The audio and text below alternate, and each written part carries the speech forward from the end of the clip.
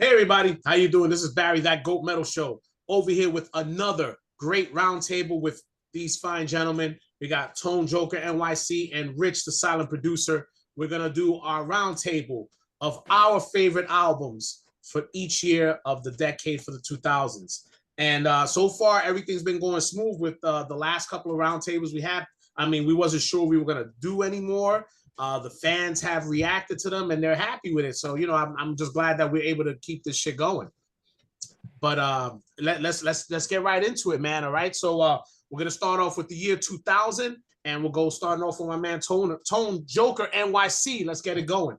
All right. Now, this one, like I was explaining to you, for some reason, I can't find the fucking CD nowhere in the house. I own it too. So the thing is Destruction. There, what you call, is my number for 2000. All Hell Breaks Loose. This is what the cover looks like. Oh, okay. Oh yeah, I remember that album. Yes, absolutely. The reason why I love this album and for the 2000s is when the rest of the American thrash bands were singing ballads, the German bands kept that hardcore thrash going. Them, Creator, and Sodom, the best three from Germany. And if you needed to get that good thrash, you had to go overseas for it. So that's the album and when I heard this album, it's one of their best. So that's my pick for 2000. I'm still wondering why Germany hasn't done their version of Clash of the Titans with those bands. That shit would be a fucking killer tour. Not for nothing, Bear. I think they did, but never to America. I think all three bands played 1 year together in the European tour, and they even I think added that other band, Tanker. Oh, really? Wow. Damn. But never came to the States. But that's what I mean. A big world tour version of it, man. Because that tour, those bands would fill up fucking places. Well, now, yeah, but remember at that time when these bands were doing their thing, still doing thrash, everybody here in America was, they were in that Sleeping in Seattle shit. And Linkin Park and yeah. Oh man. All right, man. So Rich, what you have, man?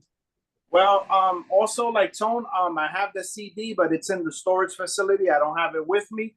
But the album that I picked for the year 2000 was Black Seeds of Vengeance from Nile. Okay, well, that was my pick as well. So I'll just put it up for you right there. Yeah, there it is right there.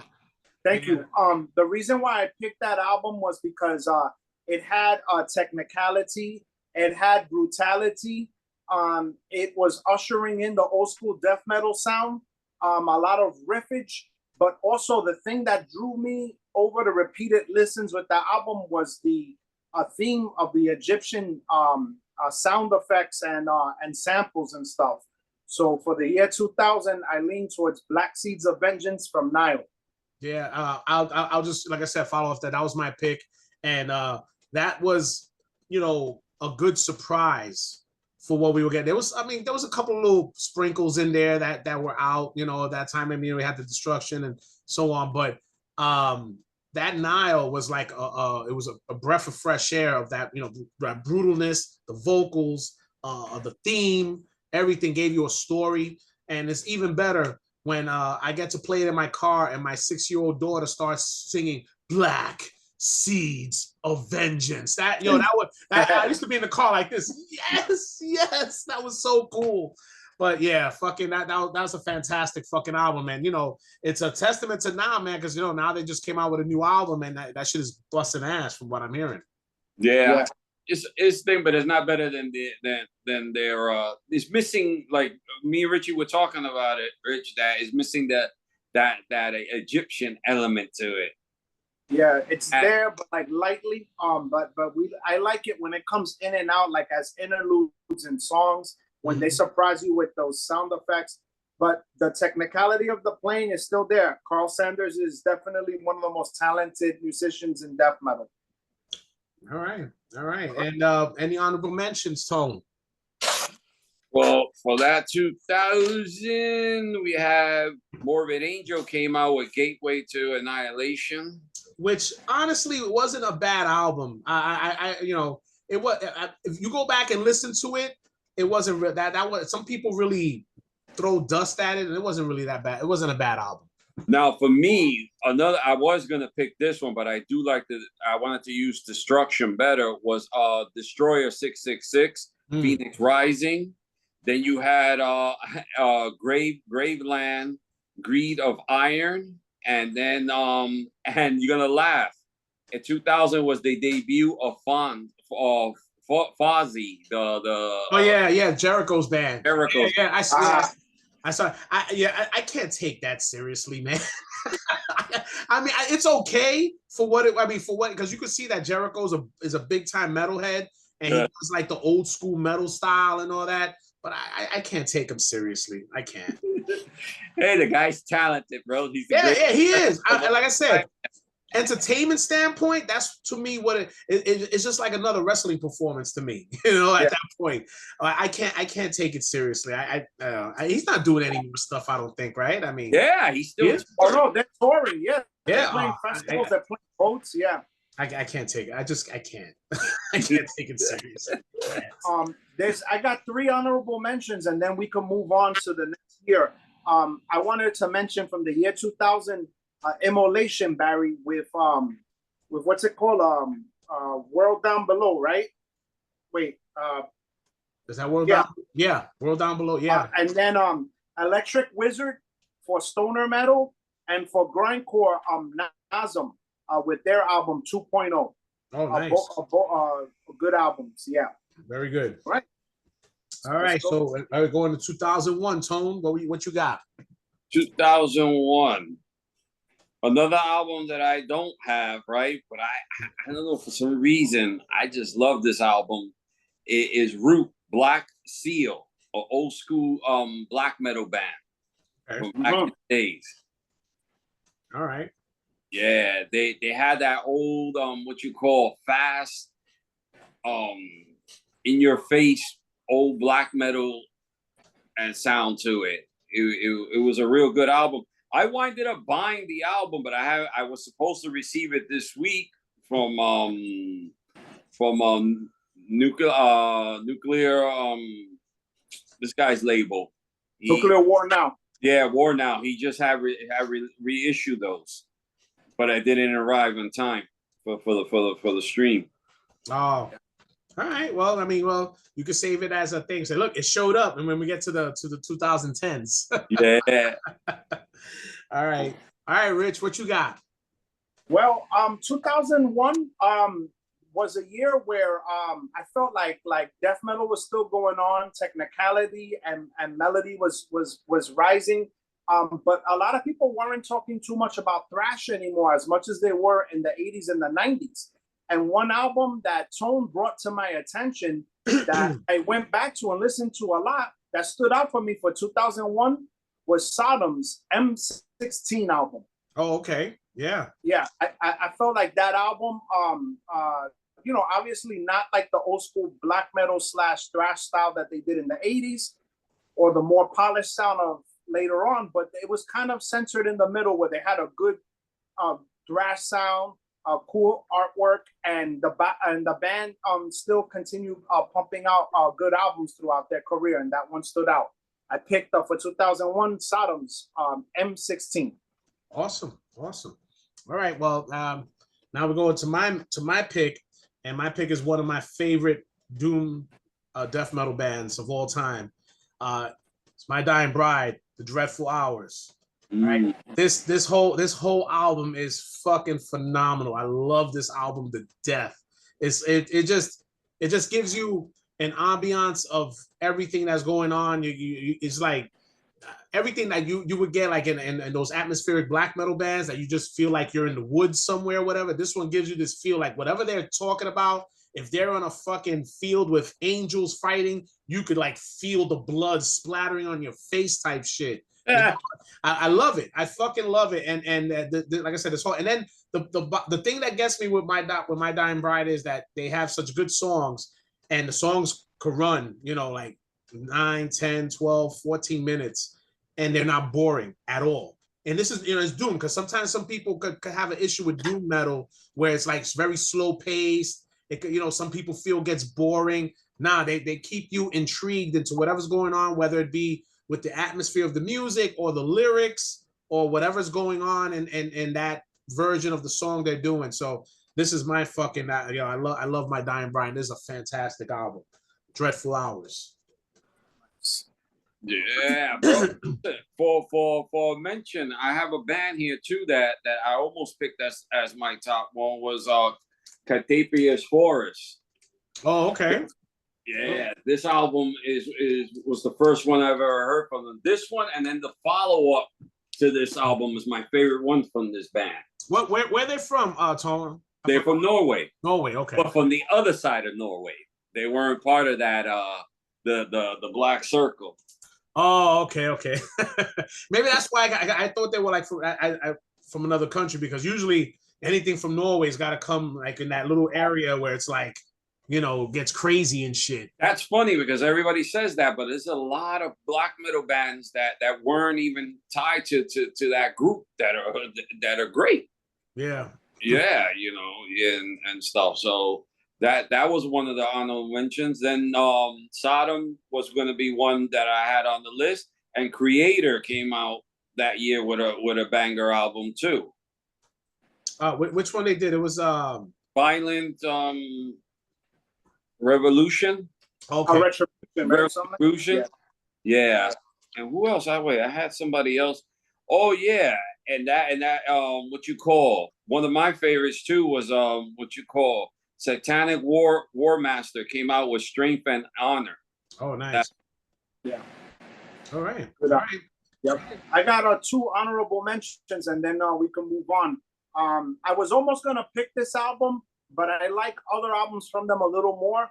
But that's Prometheus from the black metal band from Norway, Emperor. That was their final album. That one, they incorporated a lot of symphonic and samples and brutality, but technicality, and I liked it.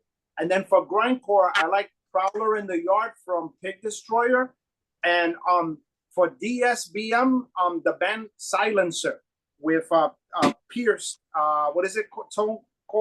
Silencer's album Pierce. Pierce. Yeah. Thing. Yeah. That was their only good. Their best one. Mm-hmm. And so that's it that I have for that year. Yeah. All right, man. All right, go 2002. Tone, what you got? I got I always pronounce this the last thing. Judas Iscariot. Yep. Oh yes, yeah, great. Yeah, this is to embrace the corpse bleeding. Now this is maybe in the top 10 of all time black metal for me. It's an American band. Yeah, one guy, and this to me is it has everything that you want in a black metal. Is raw, is brutal, and 2 is depressive black metal as well with the lyrics and stuff. This is a gold mine when it comes to black metal. Nice. This is my pick. All right, Rich, what you have? So just like Tone said, black metal was really at a height where it was getting very popular. My pick might not be as popular because it's a little bit more like of a known album, but for me personally, I enjoyed it, and I picked up for 2002 Sons of Northern Darkness from Immortal. I really liked a lot of songs on there, and I felt the production was really good, and the brutality, it makes you feel like you're out in the cold winter. What were you gonna say, Tom? Yeah, it's funny because I was gonna take that. Yeah, I'm in this little group chat thing in Facebook with a whole bunch of these black metal guys, and when you mention this album, they go, "Oh, that's commercial. That's good."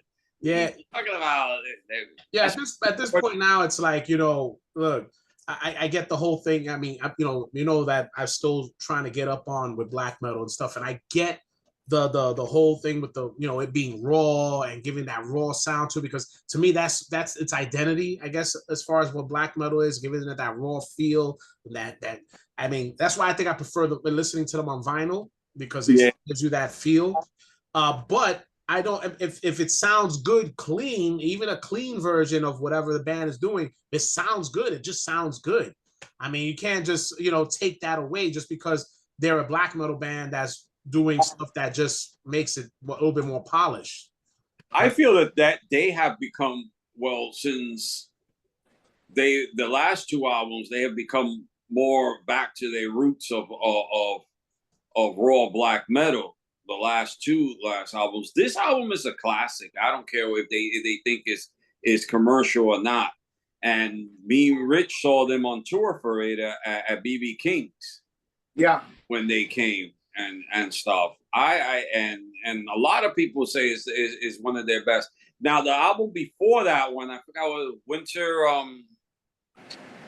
That was I can't think of that. That one too was a real Heart of Winter. Yeah, that one was real good too, and people consider that one a what you call commercial album as well.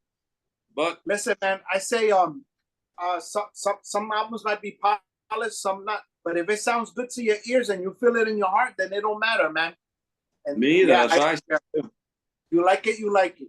Yeah, I mean the whole thing of you know, look, it is what it is, man. You know that this, especially when it comes to bands who evolve, a lot of those early black metal bands who had that rawness ended up evolving, and most of them started doing polished recordings, you know, because they wanted to have a sound or whatever, and they were making more money. You know, it is what it is. You know what I'm saying? It's nothing you could do about that, especially if you're into your art or into your sound. Sometimes you progress. You know, nothing you could do about that. I mean, there's not too many bands that you could say that are gonna go and play or who get extremely popular, like maybe an Immortal or Emperor or whoever, and they started off as raw as they did, and then they got bigger, and their recordings just got better, and you know, because they got more popular, more money, tours, all that stuff. They were able to do different things, and you know, might not have been a cup of tea for a lot of people, but you know, look, it broadened their horizon, and you know, I mean, I get it as far as, you know, some hardcore fans would be like, oh, that's like, it's super blasphemy to be doing that because you want that original sound, but you can't help when you're a musician trying to expand your shit. It just happens. There's nothing you could do. Yeah, there's nothing to do. But you know what's funny? That same year, Emperor came to New York as well. That year, when we saw them, both of them played at BB King's. Yeah, I was telling Richie never went to the second Emperor show. And the second Emperor show, they winded up playing practically the whole first album. Wow. That was more raw. That show was, to me, they were better live than Immortal was when they came. Wow. Yeah. All right. Well, all right, Barry. All right. I guess I'm next. All right. 2002. Yeah.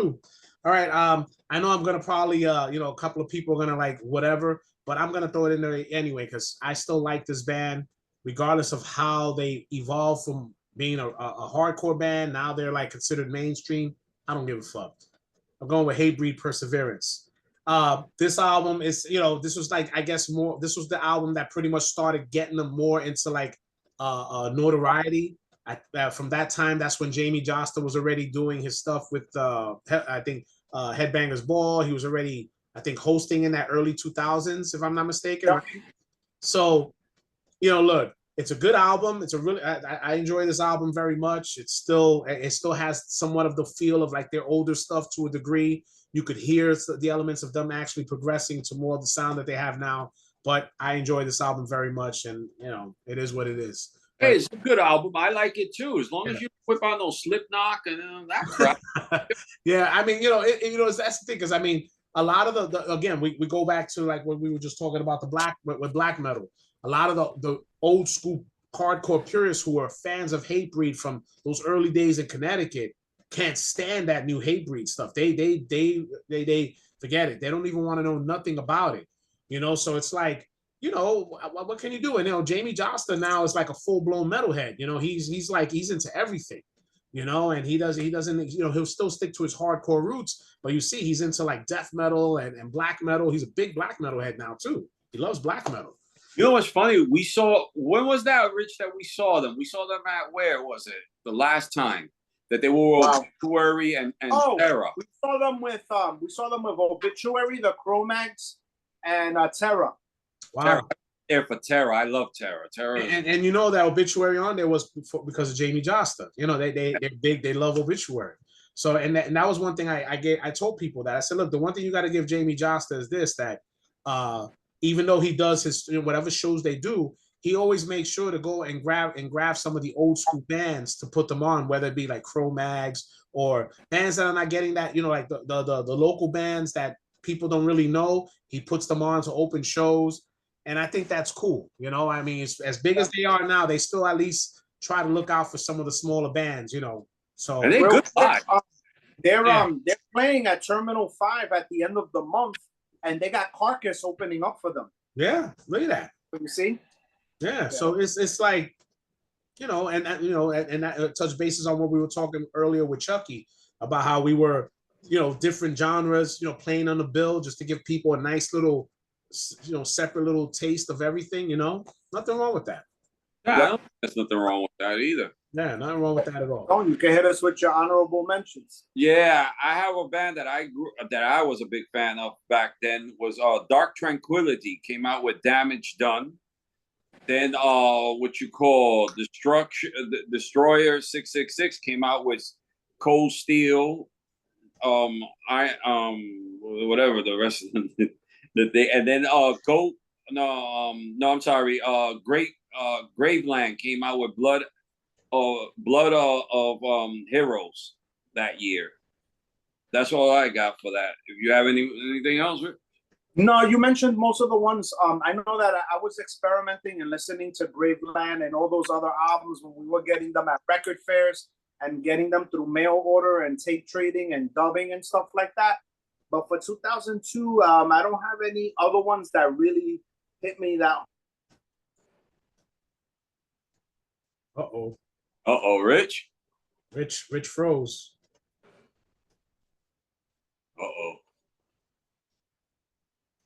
Yeah, I think maybe Rich got a bad connection. Rich, you still there? I don't know. Let me. I'm gonna pause the recording here for this second. All right. After technical difficulties, we are back. All right. Let's go. We're gonna go right over to 2003 with Tone, and let's get his pick. All right. This band is one of my favorite French black metal bands, Blue Arc Noir.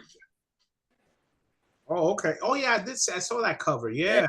This is the work which transforms God. This is their best. Even though the new stuff, is spacey and out there. I still love that stuff. But this, from all their albums, this is my favorite from them. That's dope. Yeah, this band. Yeah, this is a must get if you have not if you never gotten into them. This is the first album you should listen to. From here down. From the beginning to here is all raw and experimental. Then they started messing out with that space kind of shit that they do now. They're still around? Oh hell yeah, they still around. Okay. Still one of my favorite. But this is my They're a band that doesn't perform live. It's mostly like a one-man band project with session players. And they have they're one of the innovators for the third wave of French black metal, similar to Deathspell Omega and bands like that they took black metal, but they added their own like kind of trippiness, a little bit of psychedelic. There's a recent album that they came out with that Tone has too that's good. Hallucinations, I think it's called, with the mushrooms. And it's a good album to trip out to. Yeah, that one is more trippy down. Then their last album, after that one was when it went more like what you call a more angrier, still psychedelic, but more raw and angrier. That one that a lot of people started like. They were real into that one. because it got heavy on that thing. But they're a band that is like they're really, it's indescribable. It's very hard to pinpoint the music. It's something that it's a listening experience that you just have to let it play and not skip it and just let it unfold and just take in all the sounds. And you don't have to get high off drugs to get high off that album. Yeah. And you have to, you can listen to it like 10 times and you'll always hear something different on it. Yeah. That's the thing that those albums do for you. And it's always good at 3 a.m. Yeah. All right, Rich, you hit it. All right. So Tone pretty much picked my pick. I thought about it and that was gonna be my pick. But I also was battling between another black metal album that I feel should get mentioned, and they're one of the innovators of early depressive black metal, but also blistering raw black metal. And so I went with the project of Leviathan with the 10th Level Suicide. Yeah, that was a good one. Yeah, Leviathan's man. Yeah, he's another guy that's put out a lot of projects that stand out and always twisting and changing the sound, very dark, very demonic, from within.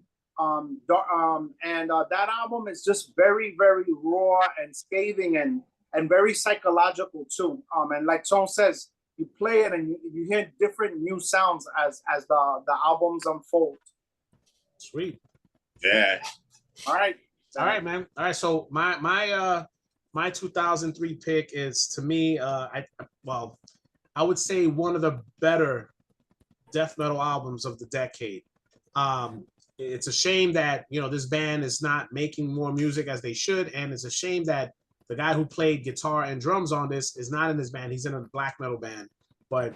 And I'm talking about Vital Remains, the Christianized, right? This fucking album here is like, and to me, and a lot of people were like, "Yo, what are you talking about?" I thought, and this was a lot of people thought this at this time when this album came out.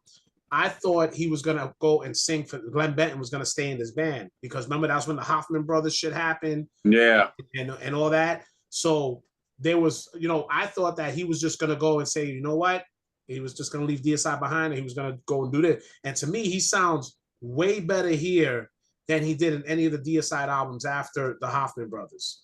His vocals were fucking on point, and it's like this band had to make him enhance his vocals the way it was supposed to be, what we thought Glenn Benton should be as a vocalist. To me, this is one of his better vocal jobs ever. And the music, like I was talking about this guy Dave Suzuki. He did the drumming, he did the guitars. Dave Suzuki he did the drumming, the guitar leads, and the guitar leads and rhythm, and he did the bass. And then you got the other guy, Nazario, what's his name? Tony Lazzaro, which is the original founder of Vital Remains, the big guy. I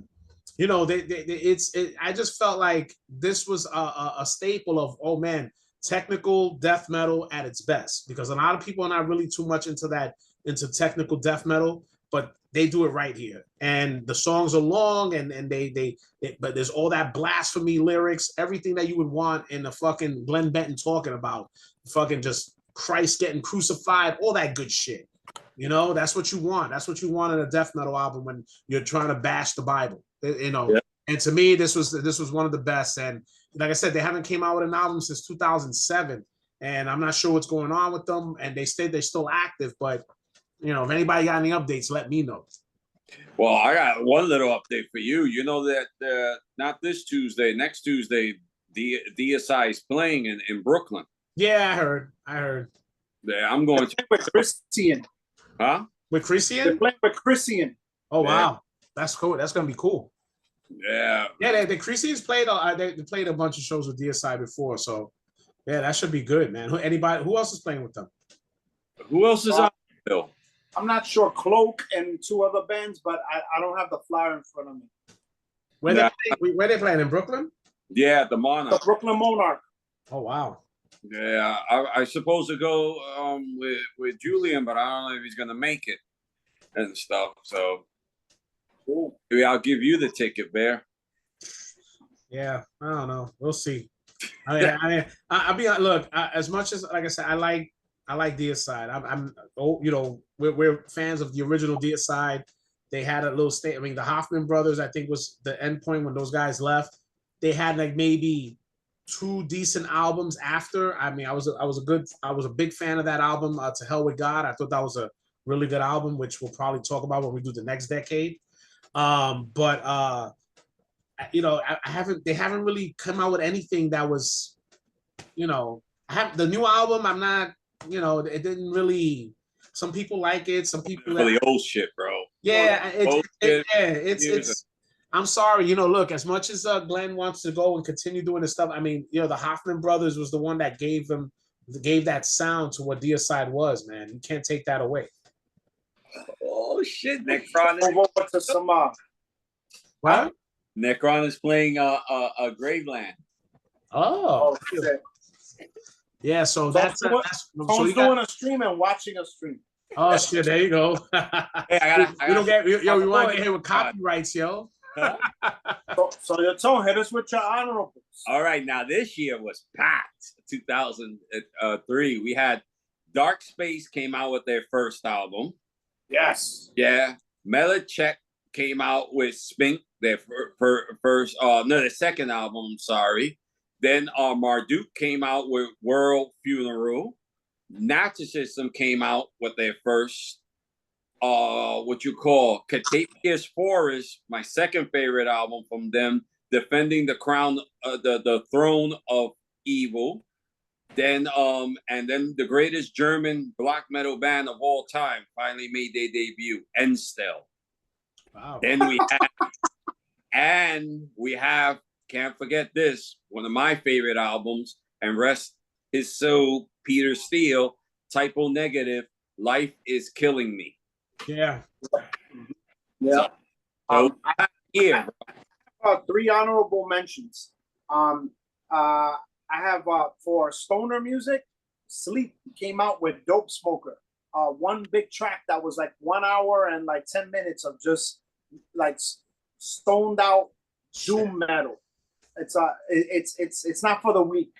Then Sargis came out that year. Satanic Devotion, raw black metal from Sargis. Mm-hmm. And Anal Nakarith came out with an album which title is so long that I'm not even gonna go there. But Anal Nakarith's 2003 album, and I think that's it for me. Yeah, you remember back? I think I pronounced their name wrong. It's Akakok. Akakok. Yeah. Yeah. They came out with an album that year. I like that band a lot. They're from England. Yeah. Yeah. The black and white cover album is good. The one that, right? Was that one? The black one, white? Too, the Antichrist one was real good from them. And stuff. I don't know whatever happened to that band. I don't think they're around anymore. I saw them at MDF one time make a special appearance, and then after that, I never saw them again. Yeah, they're crazy, man. All right. That's it. What I got for there. All right, so let's go over to 2004. 2004, Tone. What you got? 2004. We're going back to Norway. For what you call Ragnagar. And this one is from Black Door Miracle, whatever. This band, I've had other albums from them, but this one, I think this album had put everything together with them. The vocals and what you call, and lyrically wise too.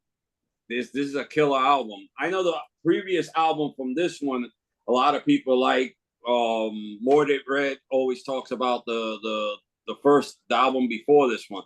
But I prefer this album over all their other tracks. And then after that, they started getting, I don't know, they started changing their styles a bit. But this is my pick for that year, for 2004. Nice. All right, Rich. All right. So for 2004, I was kind of in and out of metal, listening to other kinds of music and stuff. But one of my friends from Florida, Mark, told me, you got to listen to this album. You got to give it a chance. I gave it a chance. I heard it. And I really liked it. It was an album that blended grindcore, death metal, screaming, noise, a lot of tracks. And for that year, I picked Terrifier from the band Pig Destroyer. Pig Nice. Destroyer.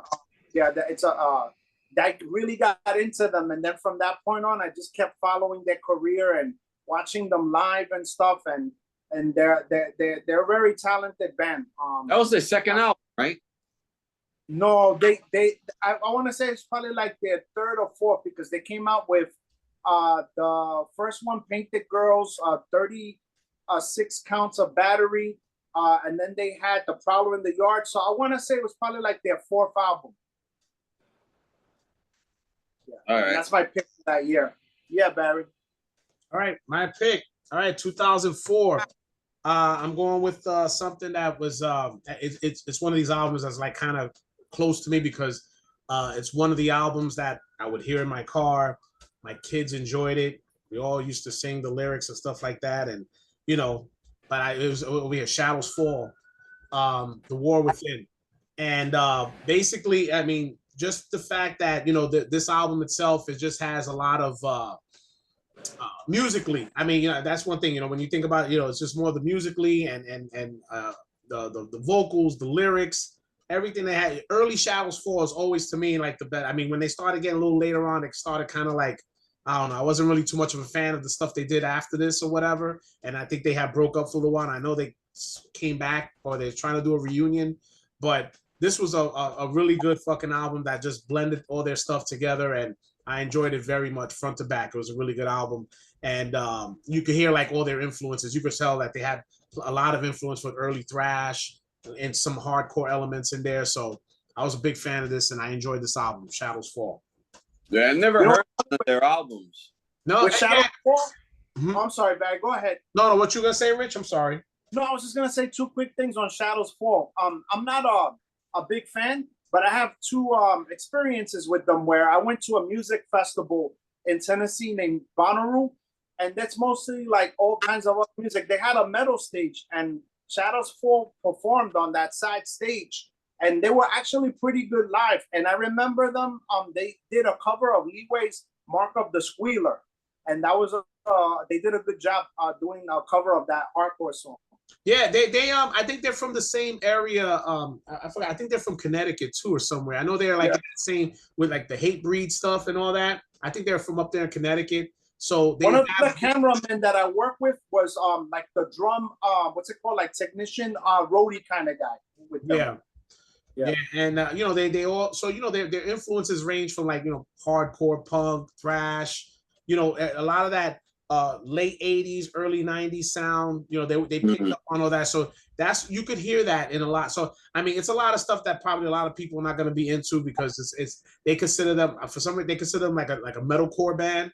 I don't really consider them a metalcore band. I just think musically they're far better, way better than your average metalcore band.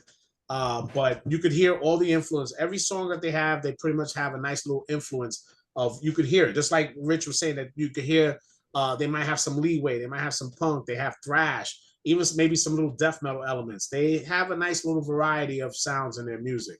So, but like I said, this from this album back, you know, the earlier stuff. But this is a really good album. I really enjoyed this album. Cool. Right. So we get us with the honorable mentions. All right, that year was a good year too. We had Goat Moon came out with Death Before Dishonor. What you call Graveland came out with what you call Dawn of the Iron Blade. One of my favorite Marduk albums, Plague of the Angel. Who else came out? 1349 came out with an album, Beyond the Apocalypse. And yeah, that's all I have. Oh, and I forgot Instill with Dominic. Okay. Yeah. Oh man, I got about three of them. That year, Napalm Death came out with Followers Not Leaders Part 2, which was a cover song album of old school hardcore and punk songs. But I like that album. I played it a lot that year. And also Dead Infection from Poland. They're like kind of like a gore grind band. They came out with an album, and then a band that really stepped out in the DSBM scene a one-man band project, Exaster, came out with 2 albums in that year, Telepathic with the Dead and the other album, Tone, and that stood out for DSBM. So those are my picks for that year. Nice. All right, man. So let's go with 2005, Tone. All right, hold up. Let me just get you it. Oh, 2005. My first album I ever purchased from them, Germany's greatest black metal band. And Yo, Tone, I'm gonna stop you right there, man. That's it. Twice in the show, you said the greatest black metal band from Germany. I don't know, man. I don't know. I think we're gonna have to research that one.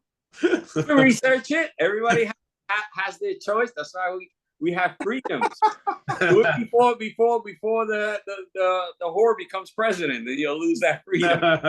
Oh shit! I'm gonna get a beer. I'll be back.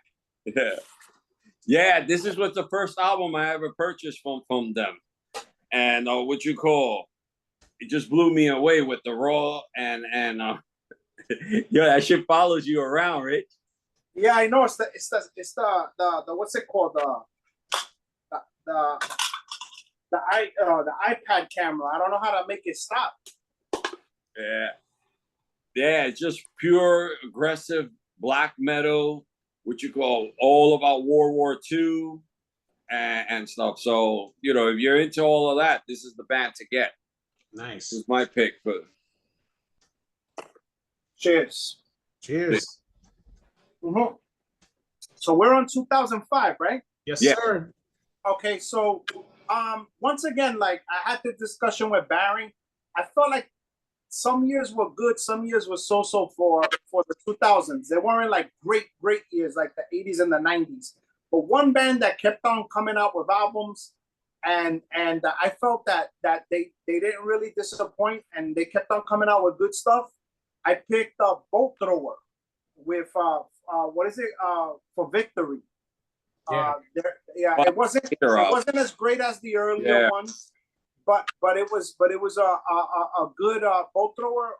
Whether they were doing that grindcore style at the beginning and the death metal style of later, and then the groovy metal in between.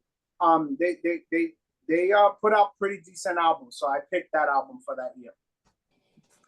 Okay. Funny, Rich. I thought you were gonna pick another album, but I'll tell you after that when Barry does his. I got a couple of honorable mentions, but I think I'm probably forgetting. So maybe you'll remind me what it is, but we'll get to it in a few. Yeah. Well, I already know this I know this is going to be one of the honorable mentions anyway, but I'm going to put it up anyway. And that's Creator, Enemy of God. Yeah. Yeah. I love this fucking album, man. This was like this was the Creator. This is what Deicide should have sounded like. All right, Glenn, you should have got some of these lyrics in the middle 2000s off Millie, man. He would have hooked you up, man. This was some good shit.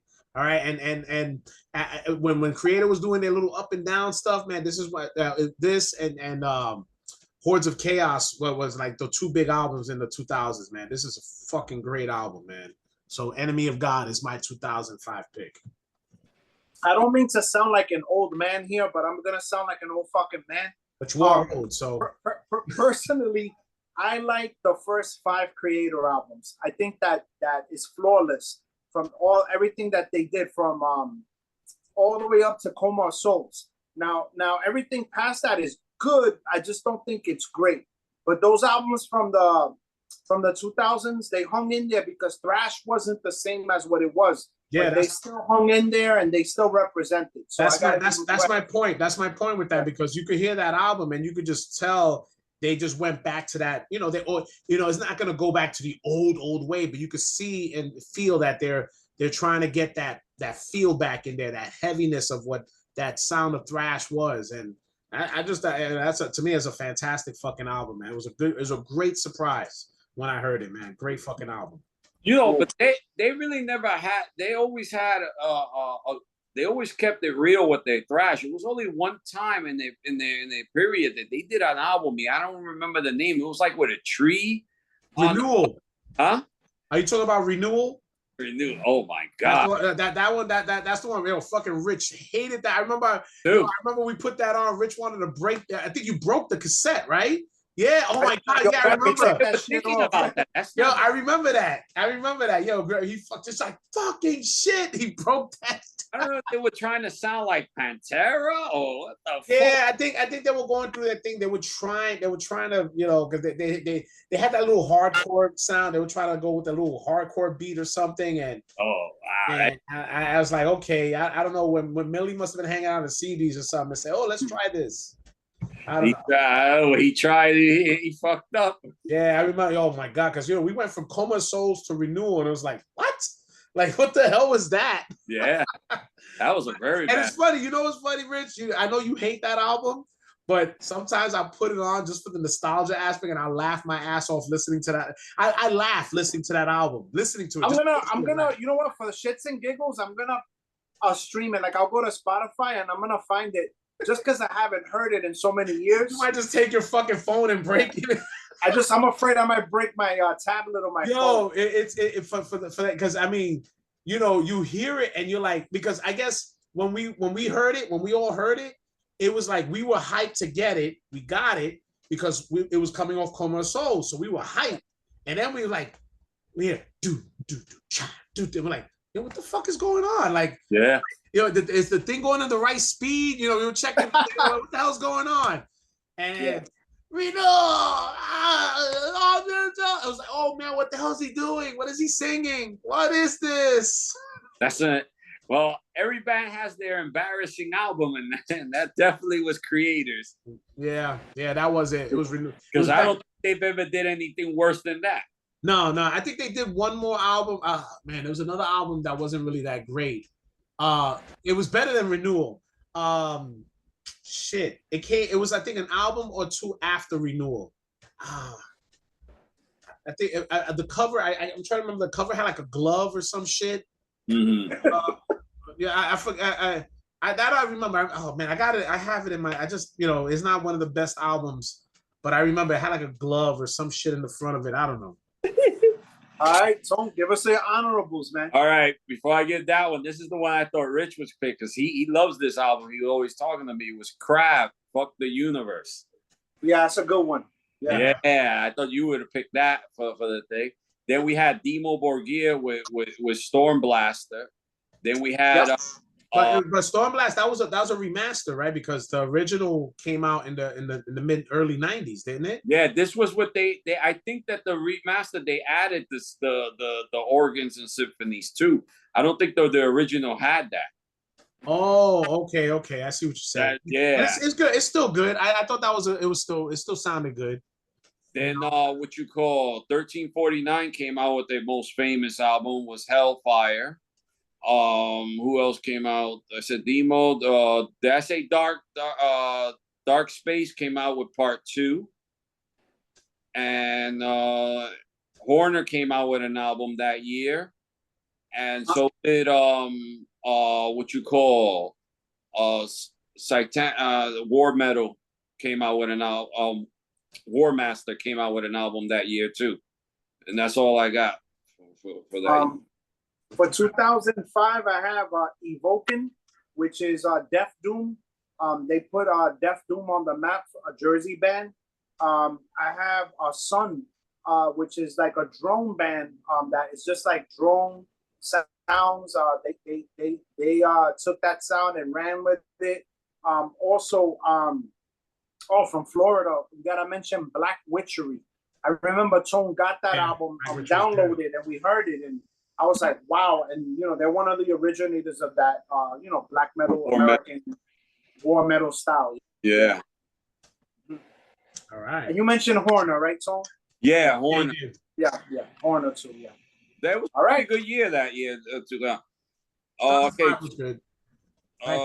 2006. I'm going to mention a band that probably you, Bear, don't know, and a lot of people don't know. But I was listening to some of these albums here. I said, I forgot how good this is. A band called Cold World is what you call depressive black metal band. The album that I'm talking about is The Stars Are Dead Now. That shit is one of the best depressive black metal albums I've heard in a long time, and it's my pick. I don't have the vinyl. I've been looking for it and stuff. I only had somebody had ripped a copy, a cassette off of the thing, because you know these depressive black metal bands are very hard to fucking find shit for. Damn. So that's what I have for 2006. All right, Rich, what you got? I started delving into black metal more, but I also started getting into learning and more about war metal. And one of the bands that for me personally, I think they're my favorite war metal band. There's a lot, but the one that really caught me out there was Arc Goat. With their album, what was Arc Goat's album called? Fuck, I can't see. I don't know the title of the album right now. I'm sorry. But Arc Goat's 2006 album was really good. Nice. All right, Bear. All right, Yep, Larry. Going with mine. Okay, and this one again, very special album for me. And to me, it's probably one of the ones that you could say that this singer had an actual good album, because even when he took over, he's been criticized after all these years that there's more albums that he's not sounding great on, but then good. But this is actually one of the good ones, and it's Cannibal Corpse, Kill. All right, Corpse Grinder. I thought that this was a, one, like I said, it's close to me because this was actually the first fucking metal album my wife bought for me for my birthday. I thought it was cute. It was 2006, so we were together, 2 years? And it was like, I think it was Father's Day. I think it was for my birthday. She got it for me for my birthday, and she went with the kids, and the kids went, and they were like, oh, what does he like with it? And my son saw it, and he's like, yo, the new Cannibal Corpse, definitely, he's gonna love it, new Cannibal Corpse. And she bought it for me, and I was like so stoked, man. And the album is really good. It's a really good fucking album, front to back. There's, musically is good. His vocals are actually really good here. Like I said, I know there's a lot of Cannibal Corpse albums where they dissect his vocals, where they say it's not that great, but this is one of them that he's actually did a really good job on. So, and it's funny because, you don't have, this was the one album that didn't have anything crazy. I mean, this was the actual cover. They didn't do the whole Parental Adversary cover. This was the cover they used. So I was like, okay, well, whatever works. But that's strange that they would plain cover, and it was actually one of their better ones. Let me ask you. It was a good one. There, you like that 6 Feet Under stuff? No, not since the first album. The first album is the best. That other shit, because his vocals just went crazy. It was going ridiculous shit he was doing. But I heard, but some people said that the new album is. I haven't tried to listen to the new album yet. I might give it a chance because people say, nah, it's actually really good. So I might just one day, go and put it on, check a stream and check it and listen to it and see. I just never bothered because after the first album, they started doing all that other shit, and I couldn't deal with it. I couldn't. Nah, because the reason I asked is I saw a video from Altars of Mattress. He was doing a ranking of all their albums. I was like, to me, the first one is the best album. That's it. The first album, that's it. The first album was the best, and anything after that is like. The second album was like, that's when they were trying to do some experimental shit, and then the rest of the thing just was like his vocal. I can't. I don't know how the hell people got into the way he was doing those vocals. You could tell he was losing it, and he was trying to like substitute it with something else, and it just didn't sound good. It just, I don't know what the fuck that was. Yeah, I'm sorry, and I don't like to bash, but it's just like, come on, man. It sucks because, we saw Chris Barnes in his glory days. We saw him in the beginning, how he was and the way his, and I guess whatever he did, he didn't take care of himself the right way to keep his vocals the way he was supposed to have it. And like, again, I'm not going to go and just totally bash him. I'll wait when I get a chance. I might just, listen to the new album, and maybe maybe it'll change my mind, But the first album is always the best one for me. Everything that I've caught here and there songs, I never liked it. That's why I was asking. Yeah, they even did some stupid thing with covers. They did an AC/DC cover, and I'm like, what the hell? Like, what? Well, yo, whatever. Don't hit us with some honorable mentions and let's stop talking about 6 feet of mierda. I mean, well, we got Leviathan came out with an album that year. Oh, General Surgery came out with an album. Yep, good Swedish. Yeah, and then what a band that I really didn't care for, but I do like this album is Skinless. Yeah. Yeah, with an album. Trample the Weak. Yeah, that one was a very good album. That's the one with the gun that they yeah. I like that album. And I think Gorgoroth came out with an album that year too. Yep, good. Yeah. The only other one that I remember is a gore grind band called Last Days of Humanity. Also another one of those bands, Barry, that sounds like you stick a head of somebody in a toilet and you're flushing it down and they're gargling. but it's fucking art. It sounds good, man. All right. All right. Next year, right? 2007, right? We're 2007, yeah. Right. For 2007, I took one of my favorite bands from black metal from Finland is Finnish. The name of the album is Finnish Steel Storm from Goat Moon. Okay. Yeah, well, that's it. That's all. Don't want things, you know. No, man, you could talk about the music, man. Just say how what's good about the music. We get the controversy, but you could talk about the music, bro. Hey. They are one of the best bands out there now for black metal, regardless if you want to talk about controversy or not.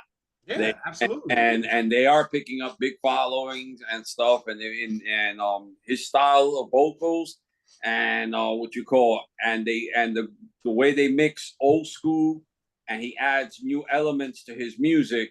Each album is not the same. It's always different, but good. You could go through the whole thing without saying picking a song here and saying, oh, that one is all right. No. He never disappoints with his albums, and that's my pick for 2007. All right. Rich. You know what? One of the things I want to say is that sometimes we listen to music and we read articles and we hear things about sketchiness. People like using the word sketchy. And the thing is that if you feel in your heart that something is not right, and then don't listen to it and don't give it publicity. But, like if it doesn't bother you, you don't get offended. You're not supposed to get offended by metal. And you enjoy the music, then you know how you are as a person. Just enjoy it. Yeah. And, and that band's getting very popular. And, they're like people say there's controversy, sketchiness, but that shouldn't matter because we're talking about music. We're not talking about anything else. But for 2006, 7. Seven. I picked a Swedish black metal band, a band that was rising in the scene, and one that slowly became to the top. And I picked Watain. That's a good pick. Yeah, Watain. With their album, I saw them live a couple of times. Great stage show, great presence, great vocalist, and overall a good album. So that's very good. That's my favorite album from them. Yeah. Yeah, that album is real good stuff, especially the first song on that, the first cut on that album is good and stuff. Go ahead, Barry. All right, well, I got this album here again, true and dear to me because basically, I've heard of the band. I know they have from the early days, but I never really had got into them, not at all. My son was the one who put me onto them, and my son at this time. We were talking 2007. He was into all that, crabcore shit or whatever the hell. But he was, listening to other bands. So he put me on. He says, he was like, yo, Dad, you see this new video? And I'm like, what? So he introduces me to he tells me, yo, Behemoth, Left Hand of God. And I was like, what? So I went and I saw it and I fucking fell in love with it, man. So I had to pick up the Apathy. I think that's how you pronounce it. And this was my first introduction to Behemoth, and then going back and getting the rest of their older stuff as well. But I really enjoyed this album. I mean, I get the whole thing about people saying that, oh, they're not really a black metal band no more. Yeah, it is more like a death metal album, if anything. So I would view it as a death metal album than a black metal album. I like to term it Black in Death. I like to call it black. Yeah, but it's more. I mean, the musically, it's black. It's death metal. It's death metal. I mean, it's like you could listen to it because I mean, when I first started hearing it, it's what I got into it, and I'm listening to everything that's going on. It's death metal, man. I mean, earlier stuff, yeah, the early things, yeah, that was just some pure black metal they did in their early days, and then you could see they were slowly progressing more into like it was more of a death metal style to their music, with I guess black metal elements, if you want to put it that way. But this is a fantastic album. The videos are fucking great. Yeah. This guy, Nagal does a fucking great job when he does his videos. He always wants to make like a fucking epic movie shit with it and make all these weird things but great fucking album, man. I bet you Gadal was to direct a movie, a horror movie. It'll be. Yeah, he does a great job, man. Does a very outlandish shit in his videos. Yeah, so great. So it's a great fucking album, man. Rich saw them live at BB King's. No, it was BB King's, and then we saw them too at what was that? The theater at the Garden. That was the one. Which one was it? The one because it was one of those shows where they were getting controversy because Nagar was ripping up the Bible. That's the show I'm talking about. That wasn't on the Garden. That was at what's that club down near 14th Street, Rich? Irving Plaza. Yeah, I heard about it. It made the news. 49, right? Yeah, it made the news. I remember when that. And Inquisition played with them. Inquisition, I think Goat Whore played too. Okay, yeah. Yeah, and then he was ripping the Bible, and then stuff. They're performing live is real. I don't like every album of theirs. It's just choose here and there, but they are a real good band. And live, I know I'm jumping ahead, but you know which album stood out for them? In 2014, The Satanists. Yeah, that was a good album. Yeah, that was a good album too. Yeah, they I like them. I like them. Yeah, like I said, they're I mean, of course, the gatekeepers of the pure black metal scene. Oh, they want to fucking hang them and stuff. Look, man, I discovered them at that time, and to me, they were just. I felt like they were more in that death metal element. Okay, great, yeah, they got popular. They're making money. They're doing their thing. They're making good music. At that point, that's all I care about, man. I mean, that's all I really care about, because my son. Like I said, my son didn't tell me about it, I probably would not even bother, to be honest with you. He told me because he figured he heard it. He thought it was something up my alley, and I enjoyed it. I thought it was a fucking phenomenal video too. Yeah, that was good. Yeah. For honorable mentions, I don't have too much. I have what you call, Wayne was one that I was going to talk about, where Rich brought him up. That Arc Cock, that's the year that they released that album, my favorite album from them, Antichrist. And then there was a band that I was going to tell you guys that Jucifer was the one that told me about. That is good. What you call Anal Vomit. Yeah. That's a great. This shit is fucking good and shit. Yeah. And that's about it. What I got. You got any, Rich? Yeah, I got 3 of them. For black metal, I know Tone had bought a band that really caught my ear, and I didn't know their name for years until I heard them, and that's Dotsford. The black metal band Dotsford. They came out that year. Also, a very strange album for Mayhem. That with the one with the old Tone, Odawaro. Yeah, that I have that album. That's good. That one is experimental. Yeah, I got one here that's an honorable mention, but I feel like I should mention it because black metal was changing, and shoegazy sound and more progressive sound was coming, and this one, Wolves in the Throne Room, stood out, and this is 200'S. I like that album, 200'S, but now you talk to people about them, and they're like, oh, they gauge, they're not black metal. Oh well. You know, it's that people are, you know, they change their opinion on things as an artist progresses. And you know, there's other music that knocks out the music that you listen to. But at that time, they were a well-known band, you know. I like them and Yep. stuff. So, All right, so we're moving on to 2008, right? yeah. Bear. The Barry Pickens. No, Yeah. yeah, no. We go to 2008, guys. I'm just going to the bathroom. All right, 2000. All right. It's funny you mentioned. Yo, Barry heard that anal vomit, and he had to run to the bathroom.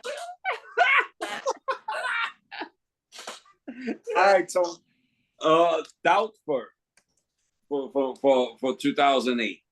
Which one is that one? Doubtful, the band you just mentioned. Oh, Dotsford. Okay, yeah, wow. That's what. Yeah, this is 2008. This one is wait a second here. Oh, Death Sets the Beginning of My Journey. That album, this album, it was my first album that I ever purchased from them. And this band, I think, honestly, to tell you the truth, you don't hear too many people talk about this band that much. And I think that's a shame, because I probably own about 6 albums from them, and all of them are banging. But you never hear them in conversations about them. Yeah, I don't even know if the band is still active. Yeah, I would have to look it up. Yeah. Yeah, and it's good, real good black metal. The same thing with that band with the T that I don't know how you pronounce, Juder. Right? Yeah. There's another one that nobody talks about, and they had like 4 or 5 bangers in a row. That first one is really good. The first one, that Northern. Forgot the name. Northern's of Satan, something like that. I have that one. That's the 2 flames.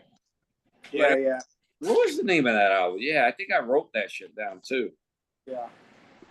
Oh no, the Desert Northern Hell. That was, that one is good. Yeah. Yeah, and stuff. But they're another band that nobody talks about either. Yeah. For 2008, I wanted to pick something a little left field that people don't talk too much about. I've seen this band live. They played a lot. The guy, Colin, is his name. He's in the band. He plays in a lot of other bands in New York, and he's been a producer and a big supporter of the black metal scene. And the band that I'm picking is an experimental black metal band from Brooklyn named Krallice, with their debut, Krallice. Yeah. It's very long songs with a lot of like riffing back and forth, wildly, and they're underground, but they still play. And that year I listened to that album and I really dug them. So I picked Krallice. Brooklyn. Oh, Brooklyn. Yeah. They're kind of like around the time of Yellow Eyes and those bands like that. Yellow Eyes. Talk about that. Yellow Eyes. I got something to show you for that.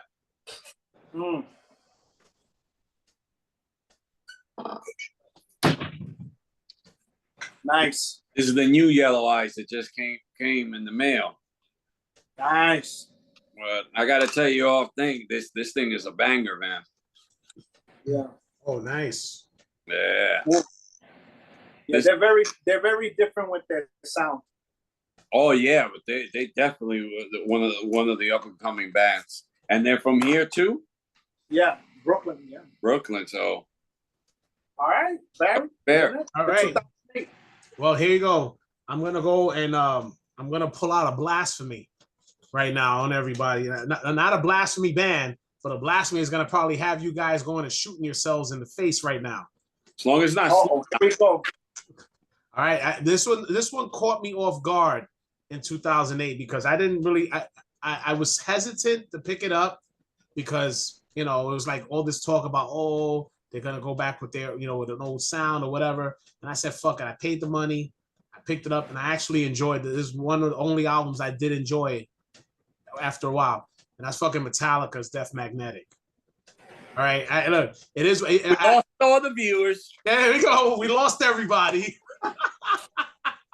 Look, honestly, when I heard about Rick Rubin doing the producing, I think that's what caught me because Rick Rubin was gonna go and put in and it was that whole thing when they were doing the recording, that Rick Rubin was telling them to go back to the early '80s, go back to their old sounds, and not to say that it's a fucking they went back to complete the old school thrash, but musically it does sound better. It does have a better sound than it did, any of the other crap that they put out from like the Black Album all the way up to Saint Anger, because this came out right after Saint Anger. I think Saint Anger, then it was this one. So it was like enough. What's the name of that album? Death Magnetic. Death Magnetic. Yeah. So this one was actually pretty. It's a decent listen to. You know what I mean? It's like, like if you sit there after what the hell happened with Metallica throughout that time, and you're like, but if it's something different. It really exciting. It's funny because you don't even, out of all the albums that they put out after the Black Album, this one doesn't really get talked about that much for some reason. I don't know why. All the other stuff that they got, that this one doesn't get talked about, I think it's a decent album to listen to from Metallica. That I can say post Injustice for All. This is the only one I can really tolerate, and that's it. This came out in 2008. I haven't picked up no other Metallica album since, I guess, from the Black Album. That was it. So that tells you a lot. But it's a decent. If you want to go and give it a listen, just take a few listens. It has maybe some songs you're like you probably skip or whatever. But compared to, if you're gonna sit there and compare it to like Saint Anger, this is a fucking masterpiece. That's a Saint Anger. That's for sure. I'll give it a spin when I want to hang myself. So the thing about it is that I heard the first single and I was caught off guard because it was a long song that drove back the style of the early Metallica. And so I gave it a chance. And like you said, some cuts I thought were good, some were not that great. Yeah. But what's funny was that year they came on tour and I saw them live because I had never seen them live. And I was like, if I'm going to do it, I'm going to do it now.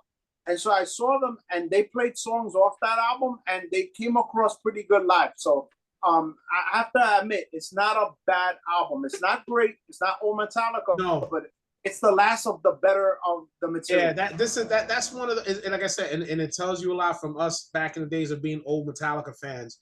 That I remember Tone when the Black Album came out. Tone was fucking destroying that album, and I'm there like I was still trying to wave that little flag for Metallica, like, no, Tone, what do you mean, man? It's still heavy. Yo, listen to Sad But True, man. It's fucking heavy. Yo, when you're on MTV popping out, you're not. And I remember. Oh, matter of fact, I went to Tone's house. We saw the premiere of Enter Sandman. Yeah, MTV was the MTV Music Award. Yeah, and I remember Tone when we watched. So I was like, what the fuck is this shit? It's like, what is this? And I'm there like, I'm trying to like, Tone, this is the shit. And then I was like, okay. Then after that, when they did that fucking load shit, it was like, I couldn't. That's it. I was done. I was done. I was done with them thing. Listen, like bro. The way that I'm done with this year. Let's move on.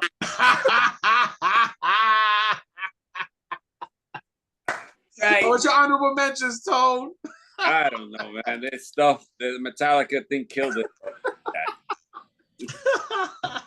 What year? Now I lost track of what year. 2008. 2008. All right.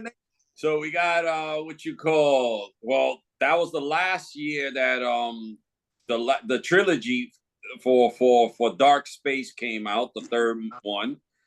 Then what you call that black metal band that I like, Drowning the Light, came out that year. Moonlight. Now this Moonlight is not the Moonlight from Europe. This is a Mexican band from Mexico that they were real good death metal. And then and Beherit came out with an album that year. And that's and that's it, man. All right. So we should move on to 2009, right? 2009. Yep. Tone, what you got? This is the last of the Mohicans. Yep. My favorite album of 2009 was what you call Graveland, Spear of Heaven. All right. Yeah, that was my favorite album from that year. I was gonna pick One Master, but I kind of like Spear the Graveland better than that and stuff. So that was my pick. I can't find that album either. I think it's still stuck in the storage. So Yeah. And one thing about Graveland is that they've been a band that's also evolved and changed their sound, and they've had those little elements of the pagan in there, and makes it good. Yeah, and it's good, and it's good stuff. Yeah. Yeah. So for 2009, I started really telling Tone I want to listen to crazy things, experimental things. So the one that stood out for me is a Australian band from Brisbane, Australia, and that's Portal with Swarf. I like that band. My friend Scott says that Portal sounds like a bunch of angry bees, a swarm just buzzing. It's almost like Blue Us North, but on a different level. So on 2009, I picked Portal with Swarf. Yeah, I think they're a little heavier than the Blue North. Yeah. Yeah. All right, Barry. So 2009. All right, I won't scare you guys this time. So I don't have the physical copy. I have a downloaded version of it, but had to go and talk about the man, the myth, the legend who recorded this last album before he passed away of cancer, and that's Heaven and Hell with Ronnie James Dio. Mm. Yeah. The Devil You Know. This is a badass album, man. That whole album, it's very heavy, doomy. It's dark. You know, it was like, to me, I think it had to be one of the heaviest things he did before he passed away. And it's a shame, you know, and my wife loves it too, because she loves Ronnie James Dio's voice. So I was able to give her a CD to play in the car. But yeah, it's you know, like I said, it's one of the heaviest albums I think I ever heard Dio do. And you know, what a shame, man. The man passed away of cancer, man. I think the following year. But I never thought Dio made any which even on his solo projects never made any bad music. Dio was he always did great music. Always did. I'm just talking about as far as the heavy and darkness of that album. It's like, you know, people still imagine Dio to be like, you know, he's got this great voice and, you know, he gives you like an image about certain things. But that album is just like, when you listen to it, it's fucking dark, man. It's a dark album. Put it this way: if you had Dio do a black metal vocals, he'll fall into the category of Graveland, because he writes a lot of mystical things on his albums.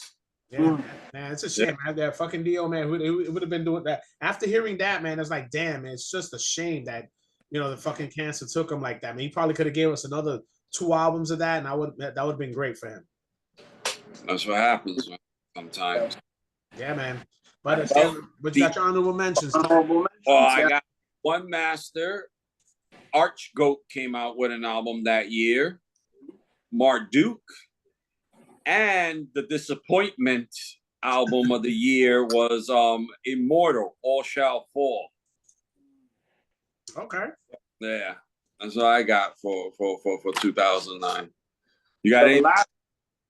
The last album that I'm gonna pick is an album. I think I forgot where they're from. They're from the Netherlands. I might be wrong in saying it, but they're an experimental duo that makes really bizarre, crazy sounds, and it's like industrial but black metal and gothic and everything all mixed together. It's called Gnaw Their Tongues. What? Gnaw Their Tongues. Uh-huh. Yeah, it's that's something, Tone, that you gotta play it at 3 o'clock in the morning with the lights turned off with one candle light on. That album, I'm gonna send it to you when we get off of the stream. It's just it's indescribable. It's just all these samples and sounds and screaming and beats and like black metal, and it's all like real chaotic shit. It's like a nightmare, basically. Yeah, bro. I need a band for tonight at 3 in the morning. Just looking at my all right. Yeah. So I mean, I guess that's pretty much it, guys. I mean, well, I guess we're gonna try to do the 2010s. Are we gonna try that? I mean, there's some good stuff that came out that decade, I believe, right? Nah, there was a lot of good shit that came out. I was already looking at stuff. There was a lot of good bands that came out with good albums that year, and there was new, what you call a lot of new bands that you could call that third wave of black metal started. too, around that time. Okay. You have a lot of stuff. And some death bands came back too with some good albums in that year. Yeah, so absolutely. And also, I guess, you know, we've discussed it amongst ourselves. We're gonna try to broaden the round table horizons to other things besides doing this thing with the decades. I recommended maybe doing a best of back-to-back albums, so to say. We talked about that. Tone thought that was an idea, so we figured we could pull out stuff with that and talk about those bands and those albums and stuff. Doesn't necessarily have to be in years or whatever. Or we have other things that we'll have a slew of things to talk about and bring out and just keep this shit going. Also, I had an idea. You guys, since I got you guys out there, you tell me what you think. I think I mentioned in the interview we did with Chucky that we're gonna try to do some little giveaways. With I printed out like 100 of these freaking free downloads of a GoToMensa CD music. Mm-hmm.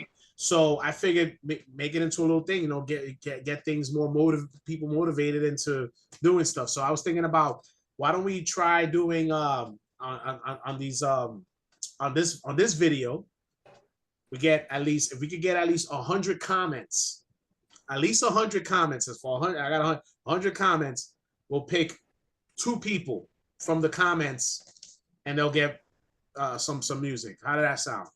That sounds great. 100 comments on one video? Yeah. When was the last time we saw 100 comments? Come on, we're lucky that we get 7 or 10 fucking. There you go, man. Yo, we gotta put those things Come on, in, be man. realistic, Because man. check this out. Make it the 10th comment. The 10th comment. All right. Hey, the man. 10th comment. People got to work for these, man. Yo, what the hell? Do I look like I'm somehow just giving away vouchers? Oh, we could do this. Anybody who comments gets one. Oh, yeah, right. Yeah, then you'll get 100 comments. And it's gonna be all of them gone, man. I gotta save for other videos. Yeah, bro. Next video, we put something else, man. Oh man, I got a shitload of stuff that I can send out to people. Oh, look at all that stuff behind Tone, man. Yeah. Give away all that stuff behind them. Bro, shit, I might just go in there and just start going in my bag. Like, yeah, Tone, I think you don't need this, all right? Yeah. Yeah, bro. I just sent Francisco a whole bunch of vinyls for his little shit that he wants to do. Oh man, so yeah, there we go, man. La Casa de Tone, man, the place where good stuff lives. Yeah. We're gonna wrap this one up, right? Yep, wrap it up there. All right, guys. So look, that's it. I want to thank everybody for checking us out and checking out this version of our roundtable. Hopefully, we'll get another one going soon, and some other ones that we get to put in place. You'll find out, and you'll get drunk with the rest of us. All right. This is Barry, That Goat Metal Show. Stay brutal.